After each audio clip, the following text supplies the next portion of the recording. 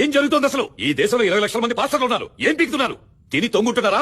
గబ్బు నా కొడుకులు. లేదు సార్, మనకంటే ఈ పాస్టర్ల దగ్గరే ఎక్కువ స్ట్రాటజీస్ ఉన్నాయి. మత మార్పిడుల కోసం వాళ్ళు వెయ్యని వేషం లేదు, చెయ్యని మోసం లేదు. వాళ్ల సంపాదన కోసం, వాళ్ల దశమ భాగాల కోసం పాస్టర్లు హిందువులను మత మార్పిడి చేయడంలో చాలా బిజీగా ఉన్నారు సార్. కానీ మీకొక చేదు నిజం ఏంటంటే అంతిమంగా ఈ దేశం హిందూ దేశంగానే ఉంటుంది. మీరు హిందుత్వాన్ని ఓడించడం అసాధ్యం. ఇది చెప్పడానికి వచ్చావా? నిజం చెప్పడానికి వచ్చాను. నువ్వు అనుకుంటే నిజమైపోదా? సత్యం ఎప్పటికీ సత్యమే. మీరు నేను అనుకుంటే అది మారిపోదు. నేను ఆ సత్యాన్ని తెలుసుకున్నాను. అందుకే నేను కూడా హిందువుగా మారిపోదాం అనుకుంటున్నాను. మారిపోవడం కాదు, పుట్టుకతోనే నేను హిందువుని. ఈ నకిలీ రూపాన్ని తొలగిస్తున్నానంతే.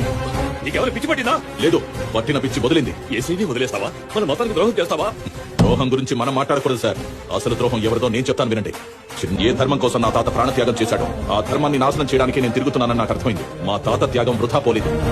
వక్ర మార్గంలో ఉన్న నన్ను సన్మార్గం వైపుకి, సనాతన ధర్మం వైపుకి తిప్పింది. మతం మారలేదని, తండ్రికి అంత్యక్రియలు కూడా చెయ్యనివ్వని మతంలో పుట్టిన నేను ఆ రోజే మా తాత ఆత్మశాంతి కోసం పిండ తర్పణం చేసొచ్చా. నేనే కాదు, మీరు కూడా 2-3 తరాలు వెనక్కి వెళ్తే మీ తాతో ముత్తాతో కూడా హిందుత్వం కోసమే బ్రతుకుంటారు. హిందుత్వం కోసమే పోరాడుతూ చనిపోయి ఉండొచ్చు కూడా. మధ్యలో వచ్చిన మతం కోసం ఆ హిందుత్వాన్ని లేకుండా చెయ్యాలని చూస్తున్నామంటే ఇంతకు మించిన ద్రోహం ఏముంటుంది? మతోన్మాదంతో మూసుకుపోయిన నా కళ్ళు తెరుచుకున్నట్టుగాని నాలాగా దారి తప్పిన వాళ్ళందరూ ఏదో ఒక రోజు హిందుత్వాన్ని వెతుక్కుంటూ వస్తారు. మన మూలాలు, మన అస్తిత్వం అక్కడే ఉన్నాయి. చావైనా బ్రతుకైనా హిందువుగానే.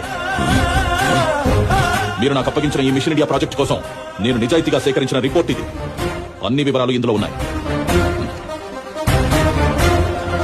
నా రిపోర్ట్ ని ఒక్క మాటలో చెప్పాలంటే, జై శ్రీరామ్ జై శ్రీరామ్ జై శ్రీరామ్ జై శ్రీరామ్ జై శ్రీరామ్ జై శ్రీరామ్ జై శ్రీరామ్. మీరు నాకు అప్పగించిన పని పూర్తి చేశాను. మీకు తెలుసు కదా, నేను ఏదైనా పని మొదలు పెడితే ముగించకుండా వదిలిపెట్టాను. ఇక హిందువుగా నా ప్రయాణాన్ని మొదలు పెడతాను. చివరిగా ఒక్క మాట, జై శ్రీరామ్.